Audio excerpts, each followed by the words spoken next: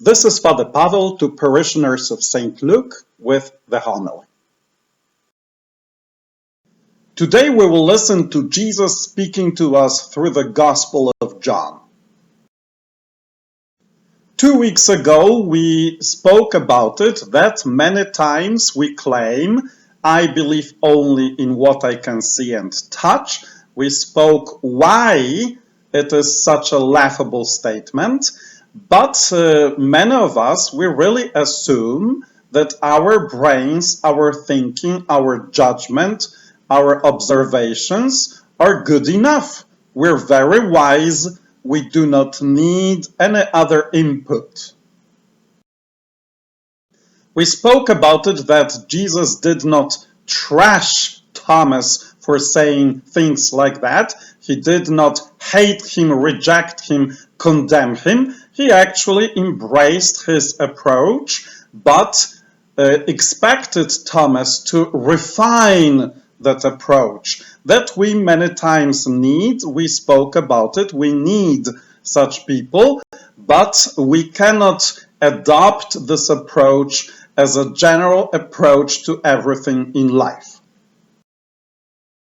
Last week we spoke about two disciples who got very disappointed in Jesus. They expected a hero and they ended up with a dead guy. That's not how they pictured their career with Jesus. And now they were on a journey, an eye-opening journey. We said it takes a while to discover that what I adore, my idols, cannot feed me, cannot give me life because they're dead. It takes a while to grieve about them until we are finally ready to hear how foolish we are. So if we are ready for life-giving gospel today, that means we already have moved from that point of adoring our own observations, our own brain, our own judgment. We realized that is not good enough. We need to believe someone. Our brain is too limited. In order to be ready for the life-giving gospel of today, we also have to realize we put our hopes in different idols, and the idols disappoint us. We need to grieve about it. And finally, we need to realize it was foolish to believe in those idols. Now we're ready to listen to what Jesus wants to tell us.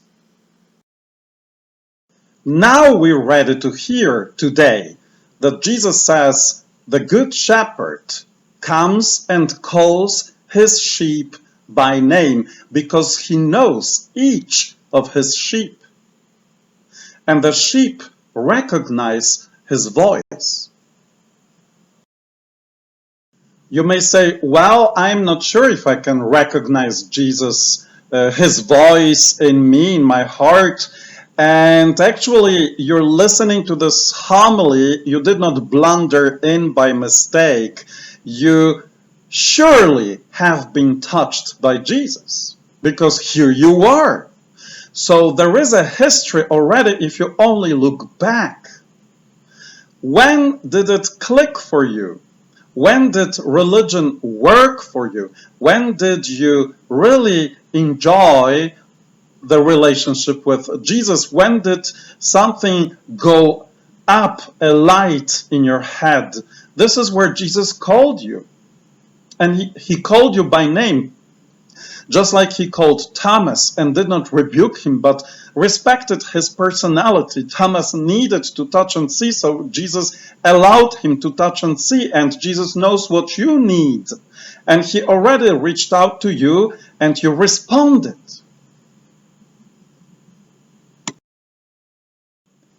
I don't have to wonder, was it Jesus, was it not Jesus? I look at the fruits of the Holy Spirit. If I discover fruits of the Holy Spirit, that was Jesus. Another thing is when Jesus says, I will call you by name, he invites you and me to stop and say, Jesus, please call me. Maybe that's the stage I'm at right now.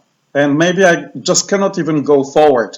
All I need right now is to one more time allow Jesus to call me. And I can repeat that prayer after Samuel from the Old Testament. Speak, Lord, your servant's listening. And I say that prayer and nothing else, and I just listen. And God will speak to me. Am I ready to listen? Am I ready to hear what he's saying? And then Jesus says, I am the gate. Whoever enters through me will be saved, will find pasture. And here is the thing. I don't want to be saved. I don't see any point in being saved. I'm good. Just like we said 2 weeks ago, I look at the flat earth. All I can see and touch is flat earth, and I'm good with that. I'm fine. I don't need any salvation. I'm good. Maybe I have my idols. We talked about that last week. And they promise me wonderful things. Why would I want to be saved by some Jesus? But maybe I am already exactly on my journey to Emmaus. Maybe I already got fed up with my dead idols. And here is Jesus telling me, I can save you. And I will give you pasture.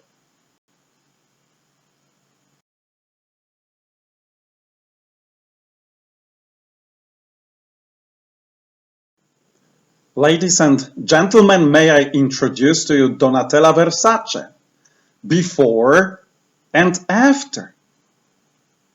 Just like many of us, she worships the current idol of youth, and we see where it gets her. But let's not be deceived.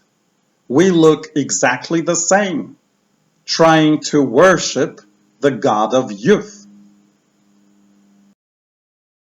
In today's gospel, Jesus says a thief comes only to steal and slaughter and destroy.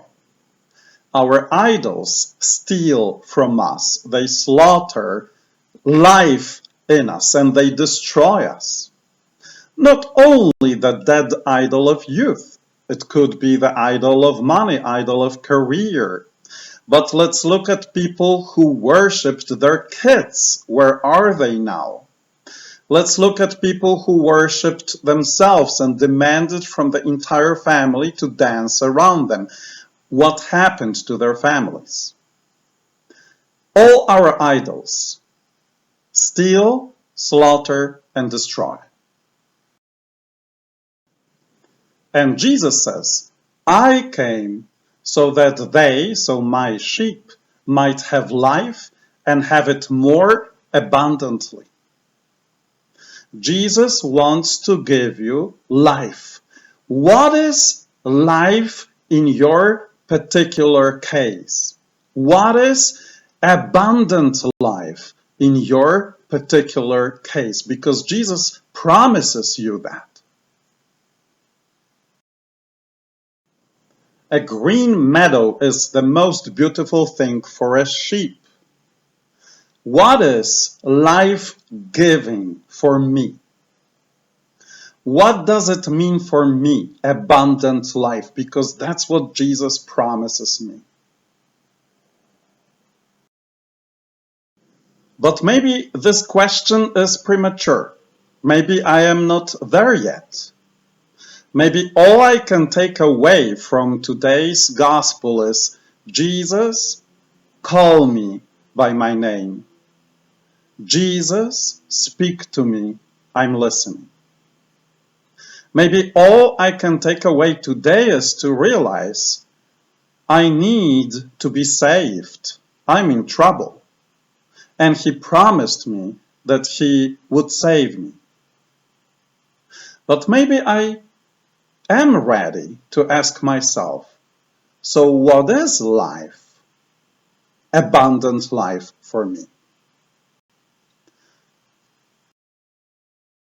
What am I going to do this week to respond to his words in practice, in action?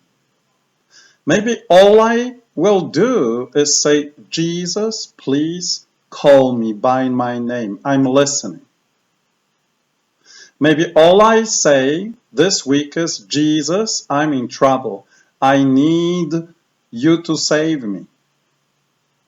Or maybe I will enjoy my life that Jesus gave me, knowing that I will receive that in abundance. All I need to do is enter through him. He is the gate.